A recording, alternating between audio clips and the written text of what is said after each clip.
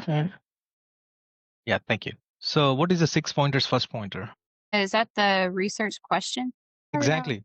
Yeah, you're right. Research question, right? So S1 is nothing but research question.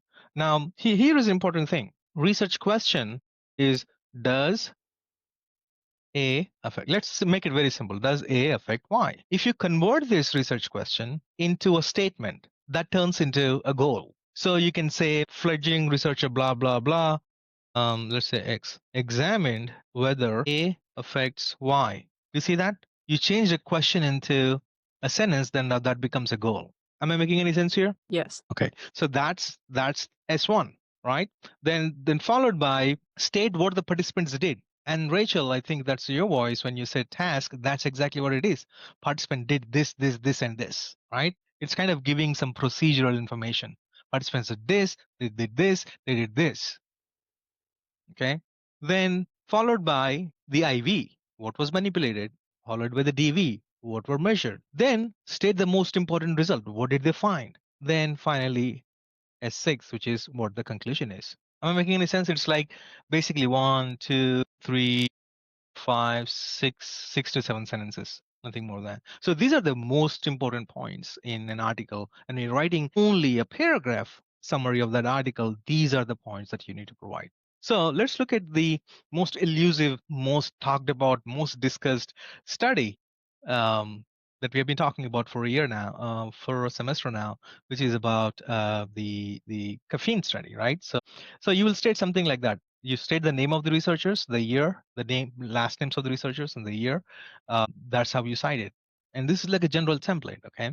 Now you can say reflecting researchers in undergrad 2017. So first one is goal, right?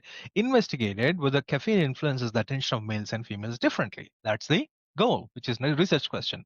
The second one is task. Participants, both males and females, after consuming the assigned beverage, took an attention test. That's basically what participants do, right? Now, don't confuse the task with your task.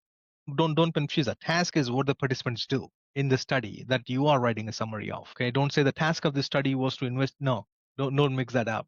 Task is the task that the participants do. Then what is next? State what was manipulated. Right? Researchers manipulated the caffeine content of beverage, and you're giving more details of it. Half of the participants from each group, male and female, were randomly assigned to the caffeinated, while the other half to the decaffeinated condition. You see that? So you're providing more details over the F1. The order of F1, F2 may change depending on how you're phrasing it, but basically it should have task and also the manipulation itself. And both may go hand in hand sometimes. Sometimes you can combine and write F1 and F2 together, task and IV together. That's fine. Then what is next? State what was measured, which is the DV. Participant gender served as, so IV and DV basically. What was manipulated is IV, right? Okay. So participant gender served as the second independent variable, right? Participant scores on the attention test served as a critical dependent measure. So you're providing the DV. Now state the important results. Results indicated that the difference in average attention score, remember, you're not saying caffeine affects attention. That's a conclusion, right? The result is the actual finding, which is the fact that there is a, remember the prediction? That's what this is about. And if you write the 11 pointers for each of the articles that you're writing summary of, then it's just a question of copy pasting those sentences and then trying to make changes to make sure that it's flowing. So the results indicated that the difference in average attention scores between caffeinated and decaffeinated group was higher for males, but not females. In other words, attention scores for caffeinated group were higher than the decaffeinated group, but only for males, not for females. So you're presenting results in like the two different ways of presenting it. You see that? Same results present in different ways. Now, the last thing is the conclusion. What does it mean? Well, this suggests that the effect of caffeine was different for males and females. While caffeine improved male participants' attention, it had no effect on female participants' attention. You see that? So writing a paragraph summary is writing only what is required, nothing more, nothing less. Okay. And if you do that for 10 articles, then you have your literature review. Now the question is to see the flow, because each summary is provided to make an argument, which is part of your step 3, right? So that's how the information flows. So this is about one paragraph summary. Okay. And let me stop sharing here. Now, let me again talk about now what is the next step after you write the paragraphs of 10. What is the next step? Well, step 5 and 6 are over. Step 7 is basically outline, and let me tell you what it is in a second by downloading a template for the final paper that you can use actually and write your answers in there. And I'm going to open it and share that thing so you can look at it. And I'll give you some information about this one as well. Okay. So this is the template. The basic things you can basically use this, and every study should have a running head, which is a short title and the long title. And again, I'll also post the sample papers from last year so you can see what their short title was and what their long title was, and you know, provide your name and the name of the university goes, and the short title should start with caps and all that information. The next thing is the paper itself. I think we need to have abstract also, but again, I'll show that later. So the actual paper, right? This template shows you paragraph by paragraph what am I expecting. Okay. The reference section, you know, please use this resource. I don't want to teach you like what should be the last name, how should whether there should be a comma after the last name and the space after that. Those are things that you can click on this resource. The new resources are right there for API style, and just follow the things. Very simple. How to reference if it's a textbook versus, sorry, if it's an article versus a book, and most of your articles. So if you just look at that, that should help. And then how to cite in the paper. There are two different ways to cite in the paper. One way is to like we did, fledgling researchers and Dundodkar 2019. That is the fledgling researchers and Dundodkar will become a part of the sentence. The another way to do that is to actually create your own sentence and put the parenthesis in the parenthesis cited. According research suggests that caffeine influences the attention of males and females differently. So that's an argument. That's your voice. That's what I want throughout the paper. Then in parentheses, you provide the citation as fledgling researchers and Dundodkar, comma, 2019 parenthesis close. Okay, so these few things you can go over the citation ways by checking on this particular link, and you'll have a lot of resources. But again, I don't want you to get overwhelmed by the nitty gritty things. It's basically about how to write, how to provide a reference for a journal article. That's what it is, right? You're doing, and how to cite a journal article within the paper in the text. And two ways I told you: start with the name of the last author, um, and don't do that more often. You only do try to do it less often, because then the topic becomes them, right? You have to use that as an argument itself with the citation within it. But in paragraph summary, I showed you they investigated, which is one way of doing it. I could have said that researchers have examined, and in parentheses, I would have just put the name there. So there are different ways of doing it. Anyways, now let's see. Okay, so this is the structure of the paper. I'm going to quickly go over this and show you like what is it. This paper basically has, I'm going to make it bigger. By the end of your step 4, you're basically done with method section, right? I'll approve it. Then the things left are the things you see here. Okay, which includes the most important part is a literature review. And if you write the paragraph summaries and use your step 3 logical structure, this is taken care of, literature review. Now, what is left? What is left is this general introduction, okay, followed by this is the specifics of your study. So between literature review and the method section, there are two smaller sections. Hardly takes like a paragraph for each, basically. One section is called overview of the current study, which is basically providing these two sections together is your 11 pointers, basically. That's why method section for step 4, I wanted you to submit your method section, but also 11 pointers, right? Because your 11 pointers will help you answer this. Like overview of the study. What are you doing with the overview of the study is basically writing a paragraph summary of your own study. Remember the paragraph summary we talked about, the most important points? That's what you present. Of course, you can't talk about the results and conclusion because you haven't conducted the study yet. So you will leave only those part so off. So here you present the goal of your study. Then you'll give a very brief overview of the study information about the task, like what will the participants do? Then what are you manipulating? Then what is being measured? So that's like brief one paragraph of the overview of your current study. Then followed by that, from the same 11 pointers comes the hypothesis and predictions of your study. Basically, you're saying, you provide the hypothesis, we hypothesize that, or that the effect of caffeine would be different for males and females. Now, when you say that, you just can't leave it there. That's 11 pointer. What you need to do is, why do you make that hypothesis? Okay. In order to do that, you have to connect it to cite, not explain, but just cite and quickly give the result or findings summary. So you're supporting your hypothesis based on what is already known, which you have discussed in your literature review. And that's where the argument, remember, the step 3 is about making arguments. That support comes from this argument structure and say, we are making this hypothesis is supported by already existing literature that blank happens with the effect of blank or whatever. Then you provide your predictions. So you have a study that you're proposing, then you are hypothesizing, then you're supporting why you're having this hypothesis, then you're saying the specific predictions. And then in the method section, you're basically saying, this is how I'll conduct the study. So that's the end of the review, these two sections of method. The only section that is left now is the introduction. Okay. Now, this is where different students will have different ideas and your thing comes in, and also here also you can come in. Now, just copy pasting the paragraph summaries is not sufficient here, right? You have to follow through your logic. That's what step 3 is, right?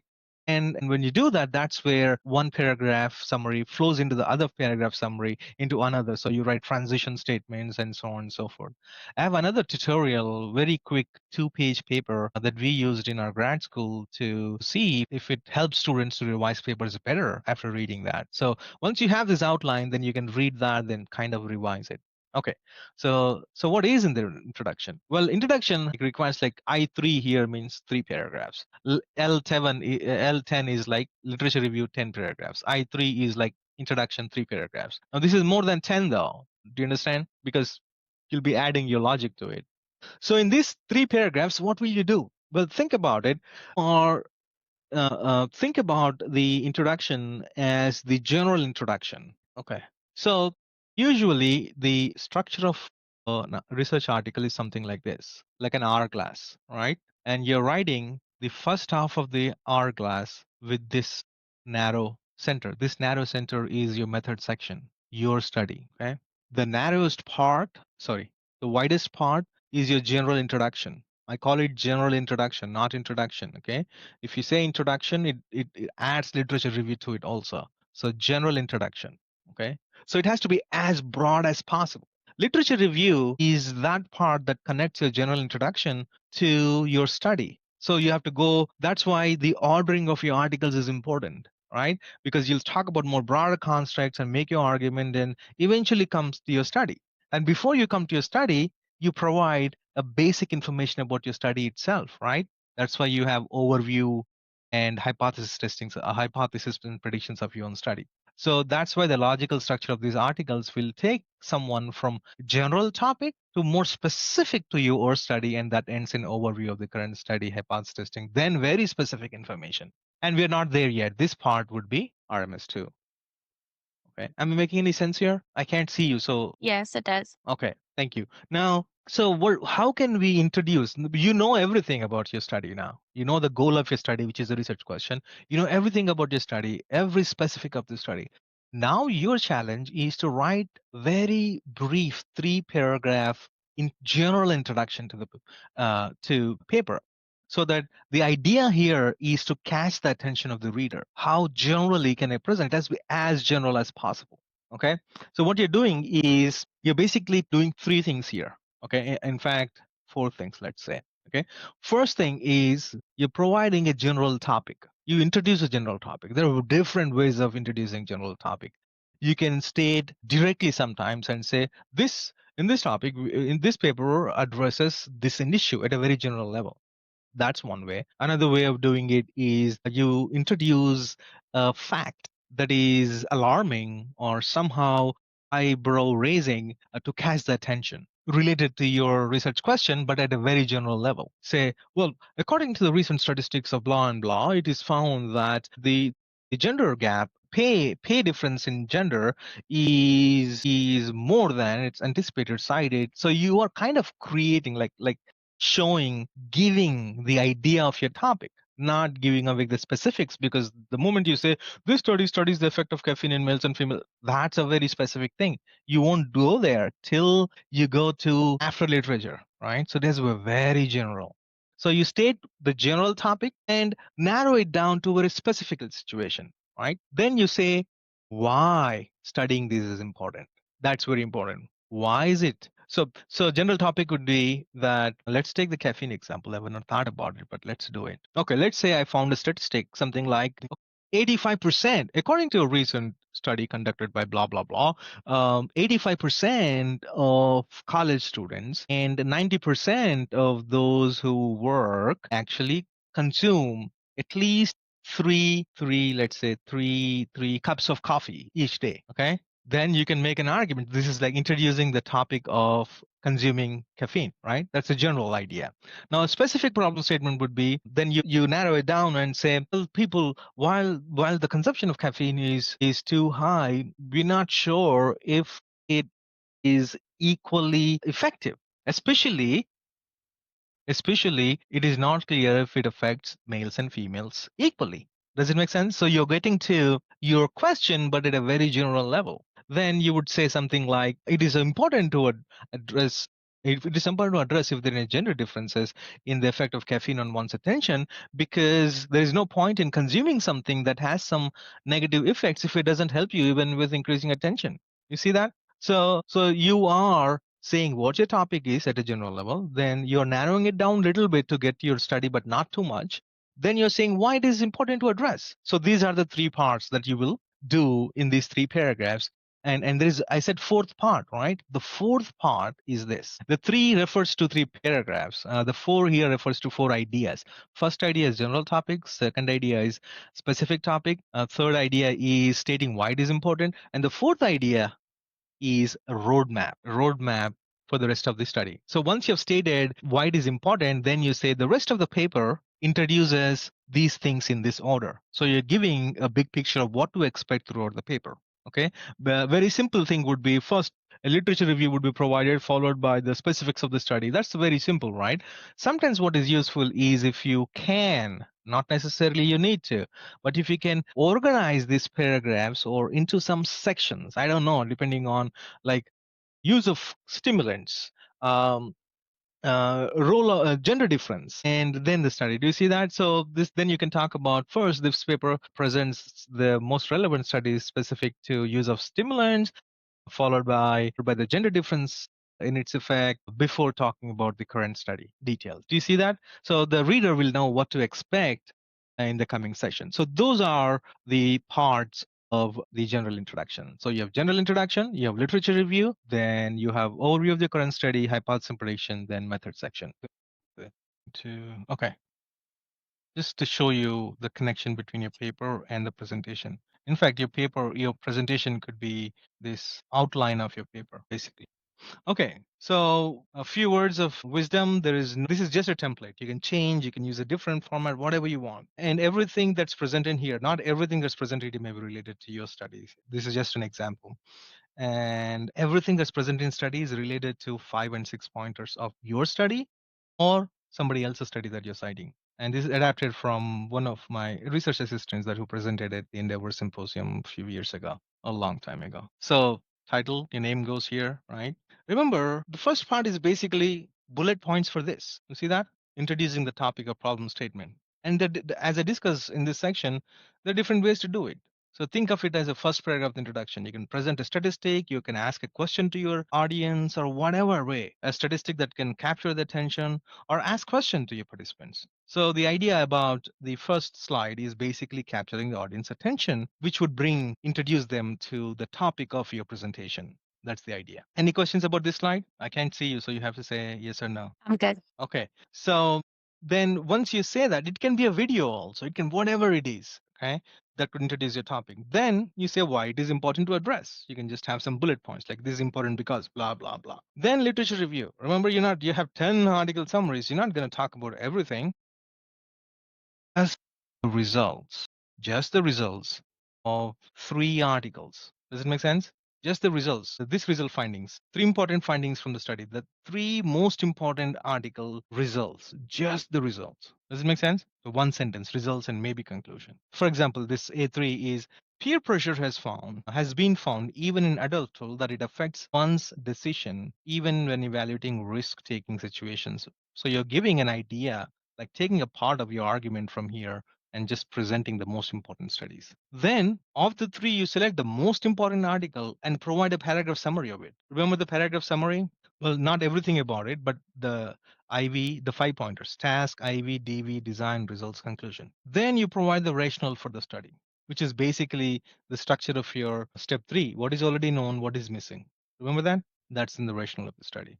Followed by research questions. Okay. And your method section, once approved, you'll have your research questions. Then the methodology of your own study, what the participants do, who they are, and the procedure, the material, which is a part of your result section. Then if you have sample, like if you're using scenarios or something, you can provide such things here. If you're using a questionnaire, you can have a snapshot of it here. Then in methodology, you talk about participants, everything, plus your IV, your DV, and the design, which again is a part of your 11 pointers method section, the step four. Then you talk about what is that you're expecting, hypothesis. Then you say what is your prediction. Best way to present prediction is through a picture, through a graph, but not necessary. Then the references. That's it. That's your presentation. Let me show you a sample presentation. Whose sample presentation it is that I have. So Lauren, was Megan in your class? No. She came to your class. Yeah. She stopped by one day. Yeah, I Yeah. remember. Yeah. Okay. So this is hers, right? So that's the title, right? Then she's introducing that by giving a situation. Imagine what does someone with blah blah. She's introducing the topic, followed by importance of the study. Then she's talking about literature review, where she's talking about three important findings from 3 point studies. Then you're specifically talking about one study. Then rationale for the study. This is known, but this is not known. And that's what I'm looking at, which is research questions, followed by methodology, participants, how many do you want, and so on and so forth. Then a methodology, which includes IV, DV, design, and research hypothesis, prediction, then what analysis you're planning to use, and the references. That's it. You see that? As simple as that. Again, if you pay attention to it, your paper, your presentation, all these have to do with what you've been doing from the beginning of this semester over and over again, however painful it has been, which is about these 11 pointers. So that is the logic of this class that I am teaching in my way, which is about 11 pointers.